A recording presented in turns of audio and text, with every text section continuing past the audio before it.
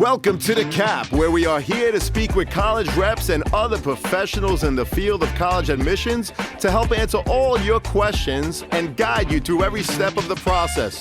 So if you're serious about college admissions, you've come to the right place. Are you ready? Let's talk about it. And now, here's your host, Dr. John Durante.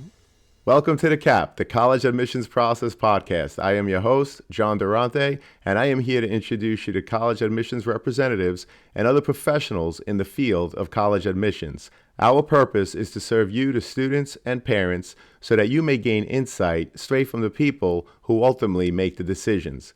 Regardless of whether you will apply to a particular school being highlighted, you should listen to all of the episodes, as each guest will give you tremendous insight and advice on every aspect of the college admissions process, prompting you to come up with your own follow-up questions for when you visit campus or meet with a college admissions representative yourself. Lastly, if you have any questions you'd like me to cover on future episodes or any comments you'd like to share, please email me at collegeadmissionstalk@gmail.com. And don't forget to visit our website at www.collegeadmissionstalk.com. So are you ready? Let's talk about it. Welcome to The Cap, the College Admissions Process Podcast. I am your host, John Durante, and it gives me great pleasure to introduce to you today Aiden Bora, who's a men's soccer player at St. John's University. Aiden, welcome, and how are you? I'm doing well. Thank you for having me. I really appreciate it. It's a pleasure to have you. This, by the way, is a continuation of our Student Athlete Series. Aiden, tell us about yourself, your soccer journey. How old were you when you started, and at what point did you realize this sport is for you? Well, before I get into my soccer journey, I want to say that I didn't just play soccer growing up. I played probably every sport there is. So soccer wasn't always my main thing. But if we're talking about my soccer journey, it definitely started the moment I was born. Thanks to my dad, he put a soccer ball in my crib in the hospital. That's because he grew up playing soccer his whole life, so he has a great passion for the game. And he grew up, he played his whole life. He played in college. He played in men's leagues, and now he's a coach. And so, yeah, that's when my soccer journey started when I was born. I started playing intramural probably when I was 3 years old. And then at that time, 3, 4, 5, I was also watching soccer all the time with my dad because he was a huge fan. His favorite team is Arsenal. Obviously that became my favorite team as well. But just watching the games with him and seeing his passion for the game and seeing those players on the TV, it made me realize, like, wow, I want to be this. I want to do this. I want to be a professional player. And I honestly had that thought when I was 5 years old. Wow. So from there, I played every day. I was in love with the game. I still am today, but when I was a kid, it was unbelievable. And so I was playing intramural soccer from 3 till about 8 years old. I was playing for Syosset Soccer Club.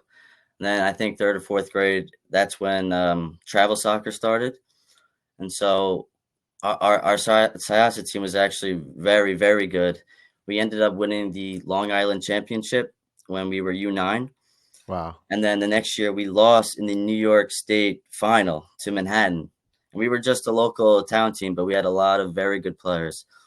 And then after U10, we I want to say half of our Syosset team left to merge with another town team, Levittown. And so we kind of merged our two teams. We were like rivals at the time, but we merged to join like a super team, to create a super team. Everyone on our Syosset team was obviously very good, but not everyone had soccer as their main priority. They were into other sports. And so everyone on that Levittown team had soccer as their main priority. And so from there, we were so good. We ended up winning the New York State final. Wow. We got to compete in regionals in Rhode Island. At the University of Rhode Island, we played against teams from West Virginia to Maine, in that whole area, the Northeast. I was at Levittown from U10 to U12. And in that time, I tried out for a training program. It was called RDS, Regional Development School, which Right. was run by the MLS team, New York Red Bulls. Sure. And they used this. They had RDS training centers all throughout the tri-state area in order to identify future potential talent they wanted for their academy teams. And so I tried out for the RDS with a couple of my teammates. We all made it, and that was those trainings were once a week, and they were high level coaches, high level players. I remember hundreds and hundreds of kids coming to the tryout to RDS. So it's like, wow, this is real. There's so many kids who want to be here. I was so happy when I made it. I was so excited. I would be so excited to go to those training facilities once a week. And then from there at U12, when I was at Levittown, I got invited to try out for the New York Red Bulls Academy because U12 started the Academy League. Me and two other kids on my Levittown team, we tried out. We ended up making it, which was a huge deal because they were having kids from all over the tri-state area. So honestly, at that point, I was like, wow, we're serious players. This is the real deal. This is a professional organization. And then from there, my soccer career just took off. It was unbelievable. Like the players that were there, the coaches that were there had so much knowledge about the game. I think our when we were U14, we were the number one team in the country. Like Wow. we would go to, I've been to Indianapolis, California, Texas, Florida, North Carolina to compete in showcases and all that against the best players, best teams in the country. And then when we were U15 in August in the summer of our U15 year, we were fortunate enough to go to Austria, play against some of the best academies and players in Europe. And that was another level. That was a humbling experience because they were so good. I mean, we did really well, but they were on another level. It made us realize like, wow, we can push ourselves even more. And then the next year, U16 was my last year at Red Bulls. I've always been a small kid. It's never been a problem, but I was still underdeveloped, and kids were obviously hitting puberty at that age. They're getting much bigger, much stronger, and I wasn't playing as much on Red Bulls. Like I was still a good player, and they still asked me to from our U12 team. A bunch of kids had gotten cut up to that point. They still had asked me to come back, but I realized, you know what, I don't think I can go professional at this point. I have to start thinking about the next best option, which is playing college, which is still a major deal. And so I thought the best choice for me and my family, because obviously they had to sacrifice a lot of their time traveling to New Jersey 4 times a week. I decided to leave to go to BW Gotchi, another academy team, which was Sure. in Queens. And so I made that choice because I had a few of my friends there, and I was hoping to be able to play a lot more to get seen by all these coaches, especially during my junior year. It's such a big year to start getting into the recruitment process. And then after that, my junior year, I left to play for another academy team at Oval my senior year, which was I want to say it was a higher quality team, higher quality coaches, and I knew I'd still play a lot, so it was just better to go there for my development and to get seen by more coaches because they actually had a guy, his name is Steve Halo, who I'm familiar with, who helped me out a lot actually in the recruitment process. He has a lot of connections to a lot of different coaches, so that was the right choice for me to go to Med Oval for my senior year. And from there, I committed to St. John's, and now I'm here playing at St. John's. Well, thank you so much for that introduction. And for those of us who actually love the game of soccer, it's just so exciting to hear about your journey from basically birth, like you said, your dad put in the soccer ball in your crib when you were little, to about the age, I guess, of around 16 is where you left off. So, Aiden, let me ask you, how were you approached by the coaching staff at St. John's University? Was it at a local tournament? Again, any insight that you could give prospective student athletes and their parents would be greatly appreciated. Well, it's actually funny because St. John's is in Queens, and I was playing in Queens at the time. But the first time they saw me play was out in California at a showcase, and it was the second assistant coach. He sent me a picture of myself playing in the game. He said well, first he said, this is so and so, the assistant coach at St. John's. He sent me a picture of myself. He's like, I watched you today. I thought you had a great game. We're interested in you. Let me know if you'd be interested in St. John's, stuff like that. And I said, of course I'm interested. There's such a big schools. And I was like, yeah, of course I'm interested. And he said, great, send me your transcript and GPA. And then that's where the conversation really went off. And we started, I think that was at the end of the summer. So we had the whole summer, and then we went into fall academy season. And that's when he started coming to more of my games to see me in action, not just one time at the showcase. So, what grade were you in at that point, Aiden? I think I was 11th grade. 11th grade. Yeah. Fantastic. So, dig deeper for us about the recruitment process. How did your overall recruitment process go? And before making any final decisions to attend St. John's University, did you get to see the team in action or were you invited, for example, to one of their practices? Again, any insight would be greatly appreciated. Okay, yeah. Well, for St. John's, we started talking after the showcase back in California, and he came to see a few more of my academy games in the fall. And then from there, we set up a visit. And so I went with my dad to campus. He gave me a tour of the facilities, the locker room. I didn't get a chance to meet any of the players, but they ended up inviting me to watch one of their games a week later. So I saw them play against Manhattan, I think, and they won 3-0. They had a very good game, so I was very impressed, very honored to be there. Very good. And what do you think helped you get recruited the most? Was it your play throughout high school, academy teams, videos submitted? Any insight into the process you followed would be appreciated. I think for me, it was, well, since St. John's is local, it was definitely my academy play, but the showcases are a major deal with the recruitment process because depending on what school you want to go to, if it's not local, if it's a faraway college, this is their only chance to see you play. So the showcases are definitely a big deal. And I also want to say the highlight tapes are also they're not the most important thing, but they definitely help, especially if you want to go to a college that's far away. You want to be able to make a highlight tape that's only 3 to 4 minutes long and have all your best clips in the first minute. And when you're sending these out to coaches, because they're usually these coaches aren't going to watch the whole thing. They're only going to watch maybe the first 30 seconds, and if you're lucky, a minute. So you want to have your best clips there. And so from there, if you're going to a showcase, you want to be able to send these highlight tapes. So if you're lucky enough, they like you, they're gonna make time out of the schedule to go see you play in the showcase. That's great insight, Aiden. Thank you very much. And what was your decision process like? And did you have anyone that helped you or guided you through this entire process? Yeah, of course. My parents were very helpful. And not just my parents, one of my family friends, my dad's best friend, Dave Schneider, who's also well versed in the soccer world and played college and soccer. And also Tyler Arnone. He played at St. John's, and then he went to Michigan and played in Michigan. And then he also played professionally for a little bit as well. So I know him as well. And he gave me a lot of advice and a lot of insight to that. But as far as the decision process for St. John's, I committed in January of my senior year, which is a little bit late. But by that time, it was a fairly easy choice because it was my best option. I knew what I was doing for about 2 months. So in the end, the actual decision process was rather easy, luckily. Well, what was the overall draw to St. John's University, Aiden? And what would you advise potential collegiate athletes to consider when trying to decide where to play? Well, when I first heard about St. John's, the first thing I remembered was that they have an amazing soccer history. Like they've won so many Big East championships, and they've even won a national championship. So that's always great to hear.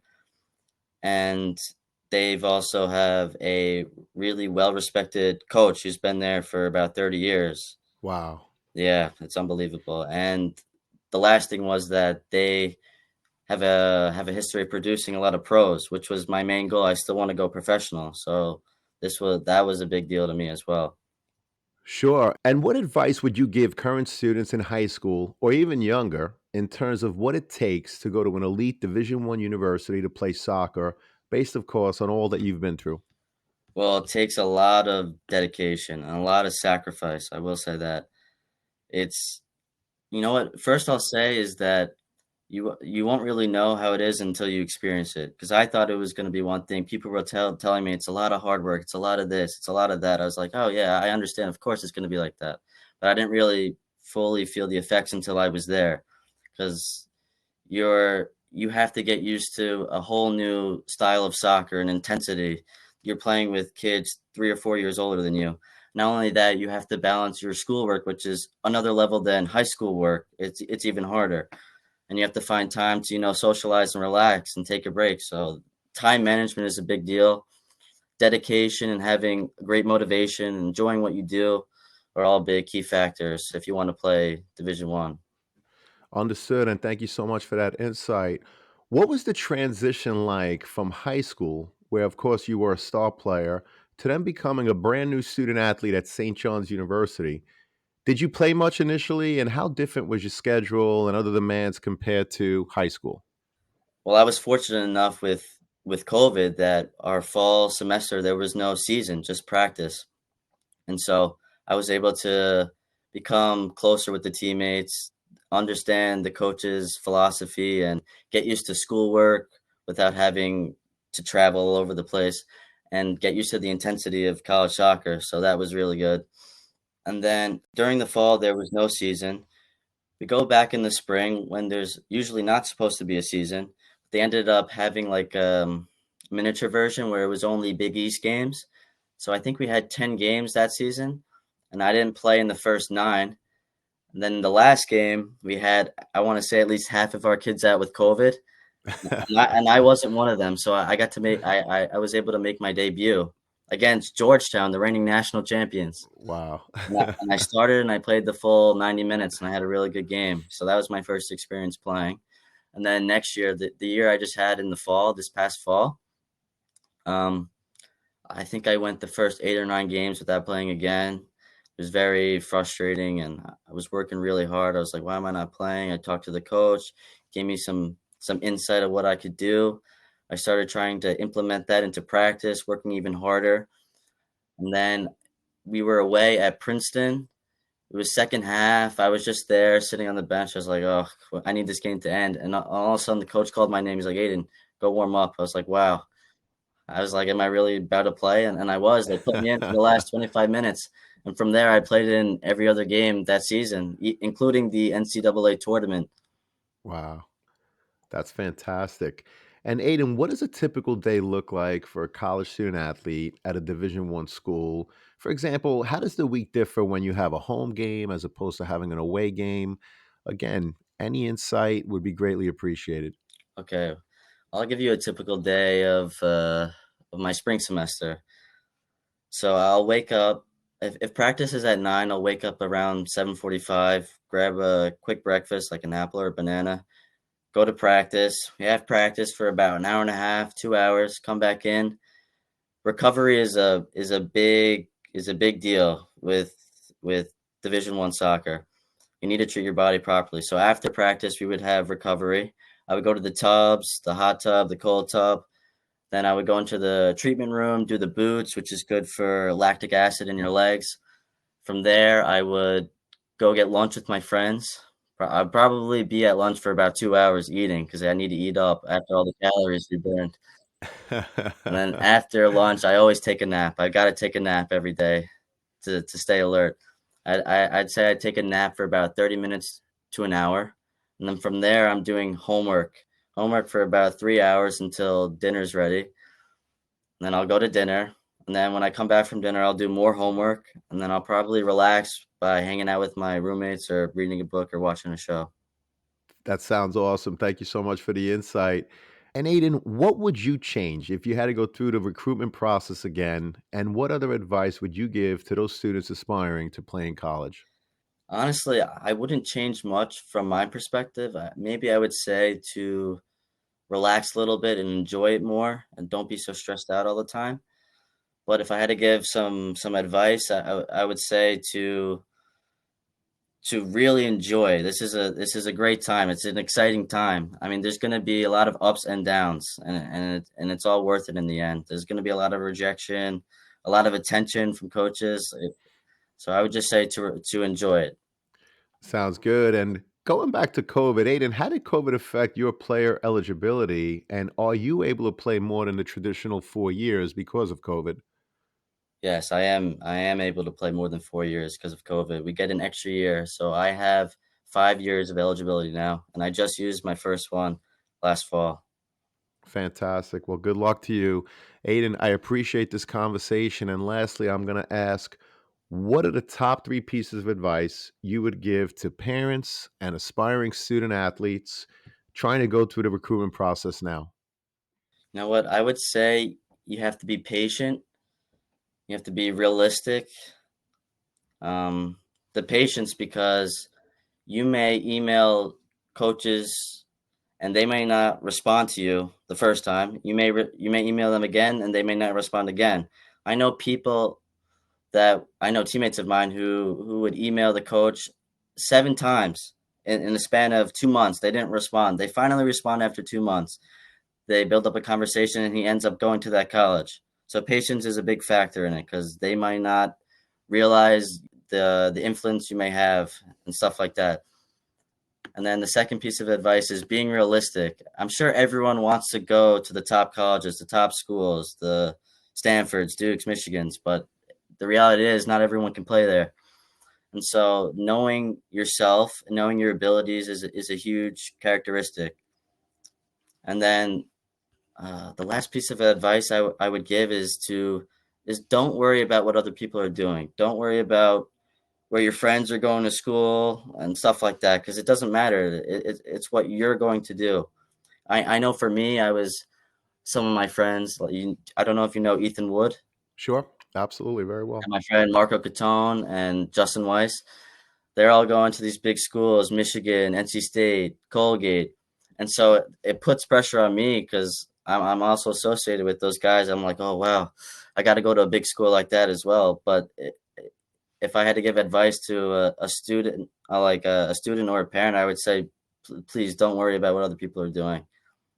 And my last piece of advice would be, you must research the school thoroughly. And if you really are serious about playing, let's say all 4 years or 3 out of your 4 years, go to each team, look at their roster, check out which players are playing your position and how many minutes they're playing. See if they're a senior or a junior, if they're potentially leaving, or see if they're a freshman or a sophomore, and then you may have to come in and fight for your spot. These are all things to consider. Well, Aiden, those are great pieces of advice. I really can't thank you enough for being here. I want to wish you continued success along with your team at St. John's University. We really appreciate your time today, and I hope to have you back on the show again. Thank you so much. Thank you. Thank you for having me. Our pleasure. Thank you.